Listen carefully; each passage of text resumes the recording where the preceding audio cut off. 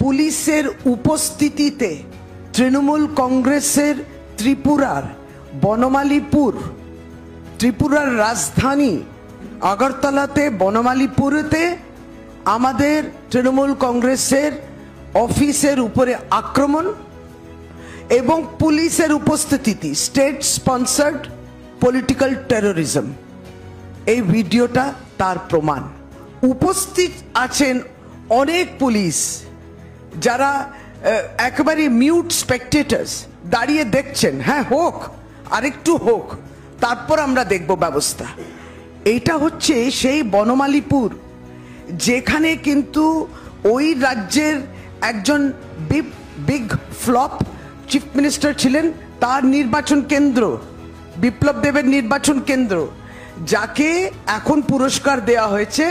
বাংলায় নাকি বিজেপির সমস্ত কর্মকাণ্ড তিনি দেখবেন।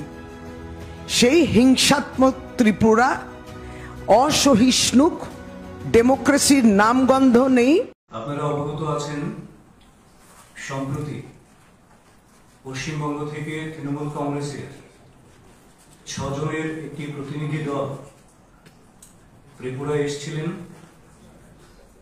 যাদের নেতৃত্বে এসেছিলেন সারদা কেলেঙ্কারির মুখ্য হোতা কুণাল ঘোষ, কিংবা মাননীয় এমপি, যিনি সনাতনের উপর, লক্ষ কোটি মানুষের আস্থার উপর, শিবজির প্রতি বিকৃত মানসিকতার পরিচয় দেখিয়েছেন, তার সাক্ষ্য রয়েছে।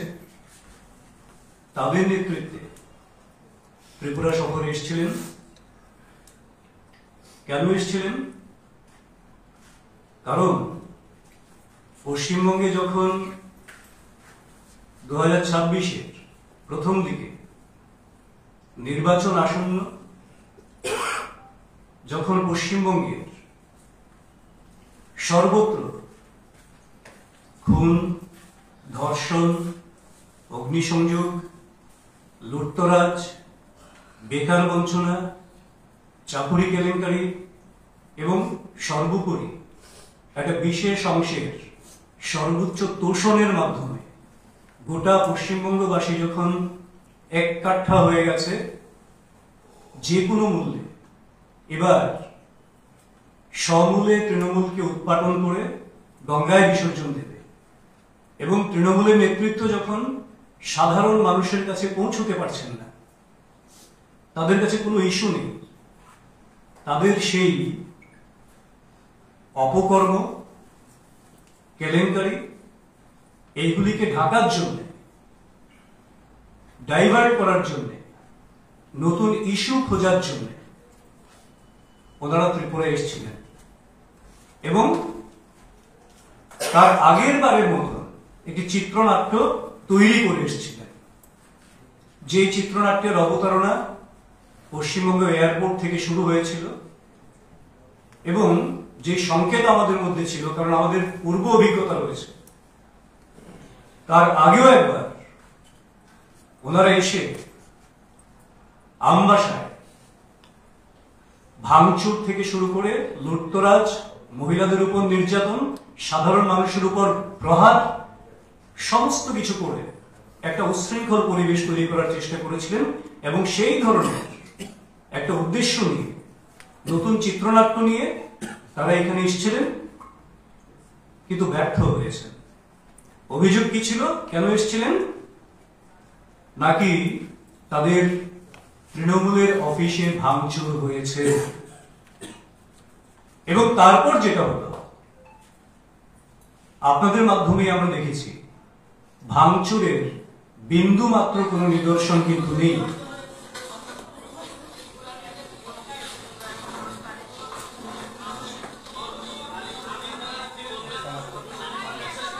অফিস সম্পূর্ণ অক্ষত, একটা চেয়ার টেবিলের একটা কোনাও ভাঙেনি, কোনো ব্যক্তির উপর বা কর্মীর উপর আক্রমণের কোনো প্রশ্নই নেই। কারণ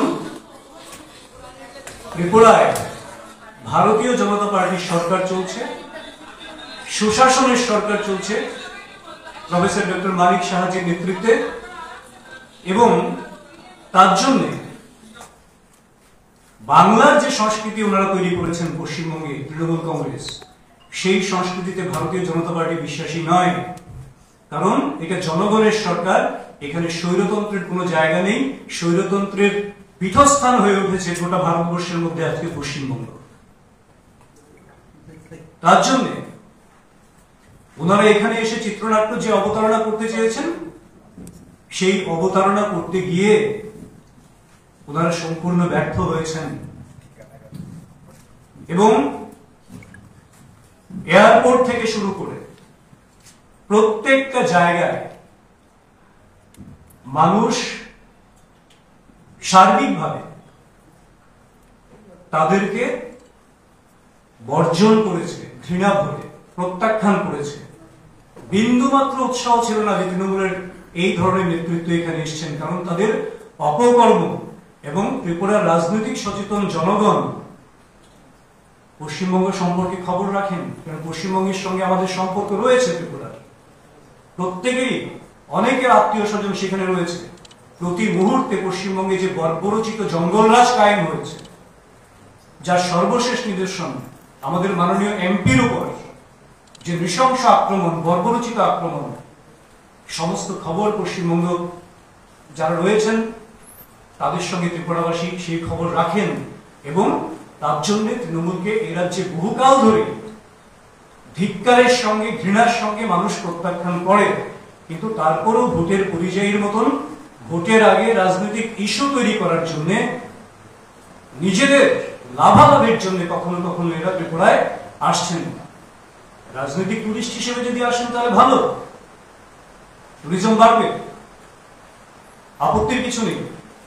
কিন্তু ত্রিপুরায় এসে চিত্রনাট্য তৈরি করে, একটা বিভেদ বিশৃঙ্খলা তৈরি করে ত্রিপুরাকে বদনাম করা ষড়যন্ত্র, এবং সেই সঙ্গে এখান থেকে কোনো মাইলেজ পাওয়া যায় কিনা যাতে করে পশ্চিমবঙ্গে গিয়ে ইস্যু করা যাবে, বিজেপিকে বদনাম করা যাবে, এই ষড়যন্ত্র ত্রিপুরাবাসী মেনে নেয়নি এবং নেবেও না আগামী দিনে। তার জন্য ভারতীয় জনতা পার্টির কার্যকর্তা যারা রয়েছেন অত্যন্ত ধৈর্যের পরিচয় দিয়েছেন। তারা মানুষ সামগ্রিকভাবে তাদেরকে প্রত্যাখ্যান করেছে। এবং আপনারা যারা সংবাদ মাধ্যম রয়েছেন, আপনারাও দেখিয়েছেন যে সত্যিকার অর্থে ত্রিপুরায় তাদের কোনো ভিত্তি নেই। এবং এয়ারপোর্টে যে চিত্রনাট্য তৈরি হয়েছিল, আমরা কেন এসেছি? আমরা এসেছি গতকাল ত্রিপুরায় আগরতলায় এই পার্টি অফিসকে যেভাবে পুলিশ দাঁড়িয়েছিল, ভাঙচুর করেছে বিজেপির লোকেরা, তার প্রতিবাদে আমাদের নেত্রী মমতা বন্দ্যোপাধ্যায়, বাংলার মাননীয় মুখ্যমন্ত্রী, আমাদের সর্বভারতীয় সাধারণ সম্পাদক অভিষেক বন্দ্যোপাধ্যায় এই 6 জনের টিম এখানে পাঠিয়েছেন। আমরা কি কি করব, কি কি দেখব, সেটা একটা পার্ট। নাম্বার 2, আমরা দেখলাম ত্রিপুরায় নামার পর, ত্রিপুরা থেকে যখন বাংলায় বিজেপি নেতারা যান তখন তো অবাধে ঘুরে বেড়ায়, রাজনৈতিক সভা উৎসাহ করা, তার থেকে বিয়ে বাড়ি পর্যন্ত। কিন্তু ত্রিপুরায় বিজেপির সময় আসতে গেলে কখনো হোটেলে ভাঙচুর, কখনো হোটেল মালিকদের হুমকি, কখনো ট্রাভেল এজেন্সিকে দিয়ে গাড়ি, কখনো কর্মীদের মার, কর্মীদের গাড়ি ভাঙচুর।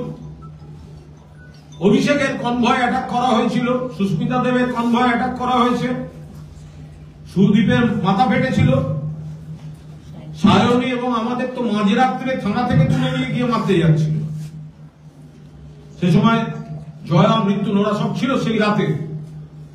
দক্ষিণী সিনেমায় হয় ওসব সন্ত্রাস, থানা এটা। তো আজ আমরা নামার পর দেখলাম আমাদের কর্মীরা গাড়ি নিয়ে এসছেন, আমাদের নিয়ে যেতে। আমাদের তারপরে অভিযোগ পাচ্ছি কি না, গাড়ির চালকদের হুমকি দিয়ে বার করে দিয়েছে। সামনে ওখানে লোক ঘুরছে, ট্যাক্সি স্ট্যান্ড থেকে গাড়ি নিতে দেবে না, অটো নিতে দেবে না। আপনাদের এত বড় এয়ারপোর্ট, প্রিপেড ট্যাক্সি নিতে দিচ্ছে না, টাকা দেওয়া হয়ে গেছে, বলছে গাড়ি নেই। আরে ওই তো সামনে গাড়ি, না গাড়ি নেই। আগরতলা এয়ারপোর্টে প্রিপেড ট্যাক্সি থাকে না, তো নিজেদের কোথায় নামাচ্ছেন শহরটাকে। তারপরে আমরা ওখানে বসেছিলাম, তারপরে আমরা হেঁটে আসার চেষ্টা করি, পুলিশ আটকান, পুলিশের সঙ্গে পরবর্তীকালে আমরা বলি আমরা হেঁটেই যাব, নইলে আমাদের অবিলম্বে গাড়ির ব্যবস্থা করবে। আমাদের যা গাড়ি আসতে দিচ্ছে রাস্তায় আটকে দিচ্ছে। তো শেষ পর্যন্ত আমরা আসতে পেরেছি। আর 3 নম্বর পয়েন্ট যেটা বলে আমি শেষ করবো, পরে কোনো প্রশ্ন থাকলে নিশ্চয়ই উত্তর দেবো, বাকিরা বলবেন। সেটা হচ্ছে যে ঘটনাটার কথা বিজেপি বলছে যে নাগরাকাটায় পশ্চিমবঙ্গে বিজেপির এমপি এবং এমএলএ তারা একটা বাজে ঘটনার মুখে পড়েছিলেন। এটা তৃণমূল কংগ্রেস, আমরা ওই ঘটনার নিন্দা করেছি। খগেন মুর্মু, শঙ্কর ঘোষের উপর যা হয়েছে আমরা নিন্দা করেছি। মাননীয় মুখ্যমন্ত্রী নিন্দা করেছেন, মুখ্যমন্ত্রী দেখতে গিয়েছেন খগেন মুর্মুকে। আমাদের বক্তব্য, মানুষের যাই ক্ষোভ থাকুক, এইভাবে কোন নেতার গায়ে হাত দিয়ে বা হামলা করে ক্ষোভী প্রকাশ হতে পারে না। কিন্তু পাশাপাশি বিজেপিকে এটাও ভাবতে হবে যে মানুষের ক্ষোভটা হচ্ছে কেন, যাতে মানুষ ভুল না বোঝেন। ত্রিপুরার মানুষকে আপনাদের থ্রু দিয়ে আমরা এটা বলতে চাইছি, বাংলার গ্রামান্তরের গরিব মানুষের ক্ষোভটা কোথায়? এই বিজেপির নেতারা বড় বড় ডায়লগ দিয়েছেন, 100 দিনের টাকা দিতে দেব না। দিল্লিকে বলে দিয়েছি 100 দিনের টাকা দেয়া যাবে না, টাকা বন্ধ করে দেব, আবাসের টাকা বন্ধ করে দেব। অর্থাৎ গ্রামের মানুষ দেখেছেন এই দলটা আমাদের টাকা থেকে আটকে দিচ্ছে, কাজ করেছি টাকা পাচ্ছি না, সেটা আবার গর্ব করে বলছে টাকা আটকে দিয়েছি। বাংলা বললে বলছে বাংলা ভাষা বলে কোনো ভাষা নেই, বাংলাদেশে পাঠিয়ে দেবো। ফলে যে বিজেপির নেতা জনপ্রতিনিধিদের এলাকায় দেখা যায় না, বিজেপির বিরুদ্ধে এই বঞ্চনা, প্রতিহিংসা, অপমানের জন্য মানুষের ক্ষোভ আছে, সেখানে তারা গেছিলেন বন্যার সময়, একটা ত্রাণ সামগ্রী নিয়ে যায়নি, ফটোশুট করতে গেছিলেন, মানুষ ক্ষুব্ধ হয়েছে। কিন্তু ক্ষোভের বহিঃপ্রকাশ আমরা সমর্থন করি না। ওইভাবে কাউকে মারা বা গায়ে হাত দেয়া এটা হতে পারে না। ফলে এটা মানুষকে বুঝিয়ে দেয়া যে তৃণমূল কংগ্রেস সমর্থন করেনি। মমতা বন্দ্যোপাধ্যায় দেখতে গেছেন, তারপরেও কি করে ত্রিপুরায় রাজ্য দপ্তর পুলিশ দাঁড়িয়ে দাঁড়িয়ে দেখলো, সেটাকে ভেঙে দিল। ত্রিপুরায় অতীতে বারবার এই জিনিস হয়েছে। ত্রিপুরায় যখন ত্রিপুরার নেতারা বাংলায় গেলে অসুবিধা হয় না, বাংলার তৃণমূলের নেতারা এলে তখন নানাভাবে চক্রান্ত করা হয়। সেটা একটা সময় আপনারা দেখেছেন, তারা গাড়ি পাচ্ছে না, একটা গাড়ি বলে চিৎকার করছিল। কারণ তৃণমূলকে গাড়ি দেয়া যারা গাড়ি চালান তাদের কাছে মনে হয়েছে যে এই তৃণমূল পার্টিকে ত্রিপুরাকে প্রশ্রয় দেওয়ার কোনো জায়গা নেই। গাড়ি দেয়া যার যার ব্যক্তিগত বিষয়, যারা গাড়ির মালিক রয়েছেন কিংবা এজেন্সি রয়েছেন, কিন্তু তৃণমূলের প্রতি এতটাই মানুষ বীতশ্রদ্ধ যে সেই জায়গাতেও কিন্তু মানুষ এককাঠা হয়ে গেছে। আবার প্রশাসনের ভূমিকা পালন করেছেন, যেহেতু সেখানে একজন রাজ্যের মন্ত্রী রয়েছেন এবং এমপি রয়েছেন, তার জন্য প্রশাসনিকভাবে তাদেরকে যতটা যেখানে যেখানে পৌঁছে দেওয়ার সেটা পৌঁছে দিয়েছেন।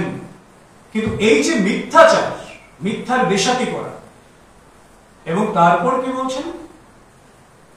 বলছেন কেক কাটা ইস্যুতে উনি বিবৃতি দিয়েছেন গিয়ে মাননীয় মন্ত্রী, যে জনজাতি বলে বীরবাহা হাসদা, উনি বলেছেন জনজাতি বলে ওনাকে কটাক্ষ করা হয়েছে।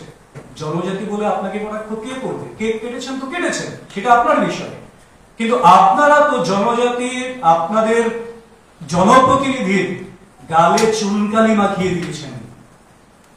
এতটাই বীতশ্রদ্ধ আপনারা, একটা বিজেপির বাসও যাতে না লাগানো হয় না লাগাতে পারে মানুষ। এই তো আপনাদের স্বৈরতন্ত্র, এটা আজকের ফুটেজ। এই স্বৈরতন্ত্রে আপনারা বিশ্বাস করেন? খুন সন্ত্রাস এতে আপনারা বিশ্বাস করেন? আরজি করার ঘটনা পশ্চিমবঙ্গের মানুষ, ত্রিপুরার মানুষ, গোটা দেশের মানুষ ভুলে যায়নি। গতকাল দুর্গাপুর মেডিকেল কলেজে সেম ঘটনা হয়েছে,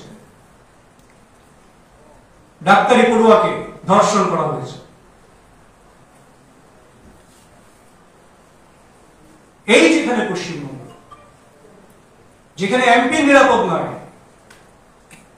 পুলিশ মুখ বধির হয়ে দর্শকের ভূমিকা পালন করে, সেনাবাহিনীর থেকে অস্ত্র ছিনিয়ে নেওয়ার প্রয়াস হয়, এই জঙ্গল রাজত্বের অবসান আসন্ন রয়েছে আর কয়েক মাস।